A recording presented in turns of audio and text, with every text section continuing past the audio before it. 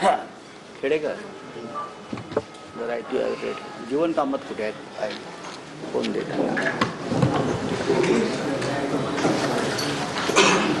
सर्व पत्रकार बांधवांचं शिवसेना भवनात स्वागत.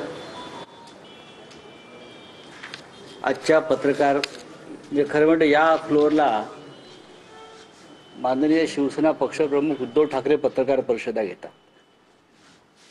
आज त्यांच्या वतीनं आपण सगळे घेतो. सगळ्यात आधी मी हे जे इथे सर्व पक्षीय आमचे सहकारी आलेले आहेत शिवसेना भवनात, त्यांचं स्वागत करतो. राष्ट्रवादी काँग्रेस पक्षाचे ज्येष्ठ नेते जयंतरावजी पाटील, कॉम्रेड प्रकाश रेड्डी, त्यानंतर काँग्रेस पक्षाचे नेते सचिन सावंत, आणि आपण पाहिलं असेल की महाराष्ट्र नवनिर्माण सेनेचं संपूर्ण कॅबिनेटच इकडे आलेलं आणि आनंदाची गोष्ट आहे. माननीय बाळा नांदगावकर, नितीन सरदेसाई, राजू पाटील, अविनाश जाधव, अविनाश अभ्यंकर, शिरीष सावंत, अभिजित पानसे, संदीप देशपांडे. अरे तिकडे काय करताय? जा ना असं. बरे संदीप, आपण असं काय करता? आपण या भागाचं प्रतिनिधित्व करताय दादरचे. हे सगळे प्रमुख सगळे नेते इथे आलेले आहेत. मनसेचे जे आमचे सहकारी आहेत ते इथे बहुतेक 24 वर्षांनी आलेत असं नांदगावकर मला सांगत होते. 24 वर्ष. त्यानंतर पानसांचा नंबर लागतो. 11 वर्षांनी ते आलेले आहेत. जयंतराव प्रथम आलेले आहेत. या सगळ्यांचं मी स्वागत करतो. आजच्या घाईघाईनं बोलवलेल्या पत्रकार परिषदेचं भूमिका स्पष्ट करण्यामागचं एवढंच एक लहानसं कारण आहे, पण सगळ्यांनी एकत्र येणं गरजेचं होतं.